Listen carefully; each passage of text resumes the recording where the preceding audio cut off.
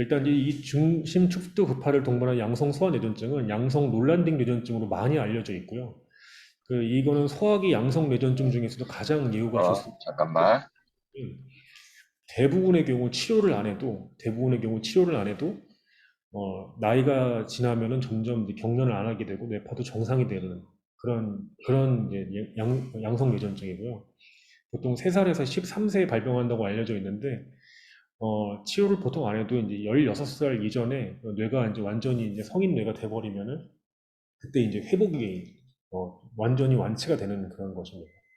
유전적인 경향이 좀 흔하다고 알려져 있고 보통 남자아이에 보통 흔합니다. 이것의 이제 임상 양상은 이제 잠을 잘 못 잤거나 아니면 과식을 했거나 아니면은 그 전날에 너무 지나치게 뛰어놀아서 지쳐서 잠자거나 그럴 경우에 보통 잠든 직후 혹은 아침에 일어나기 1시간에서 2시간 전에 보통 얼굴, 혀, 입술과 뺨을 포함하는 그런 감각 이상으로 시작돼서 얼굴 경련으로 끝나기도 하고 심하면은 그 한쪽에 다리가 이제 까딱까딱거리는 양상 그리고 그게 더 심하게 되면 전신 발작으로 되면서 한 1, 2분 정도에서 끝나게 됩니다. 보통 이제 이거는 본인은 잘 모르게 되고요. 이제 어머니하고 같이 자다가 어머니나 아버지께서 발견해서 이제 응급실로 오시거나 아니면 그 다음날 외래로 오는 그런 경우가 있습니다.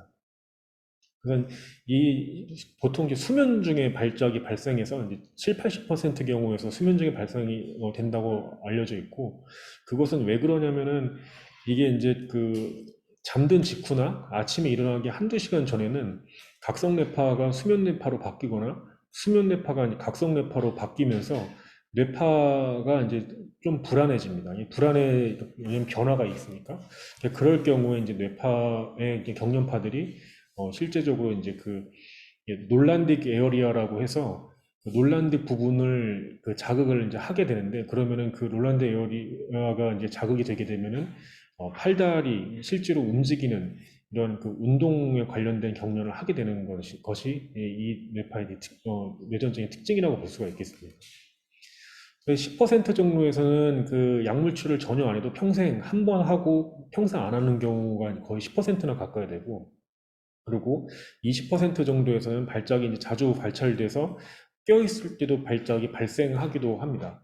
그러면 나머지 한 70% 정도는 조금 이제 과식을 하거나 아니면 좀 힘들게 뭐 좀 많이 놀았거나 그러면은 경련을 밤에 잠깐 하긴 하는데 이건 이제 이런 상황도 나중에 나이 들면은 점점점 좋아지는 게 거의 7, 80% 정도이고 한 20% 정도에는 조금만 놀았는데도 불구하고 그냥 어김없이 밤에 경련을 하거나 아니면 낮잠 자고 있었는데 깨어있을 때 발작을 하거나 이런 깨어있을 때 그런 데이타임에도 발작을 하게 된 경우에는 좀 일상생활을 하는데 약간 좀 두려움이 있습니다. 그런 경우에는 우리가 이제 어머니와 상의를 해서 약물을 항경련제를 좀 쓰기도 합니다.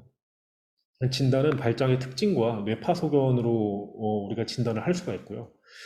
치료는 그 발작이 한 번만 있거나 발작의 빈도가 약할 경우에는 치료를 보통 하지 않습니다. 그리고 뇌파상에서 그 중심 특두급파가 확실하게 보이는 그런 뇌전증이라고 한다면은 진단을 정확하게 내릴 수가 있고, 그리고 이제 경련을 몇 번을 했는데 그것 때문에 공포가 너무 심해서 그다음에 경련이 너무 이제 잦은 경우, 그리고 낮에도 경련을 할 경우 이럴 경우에는 일상생활을 좀 안정적으로 도와주기 위해서 항경제 투여를 고려를 하게 되는데 항경련제에 굉장히 반응을 잘합니다.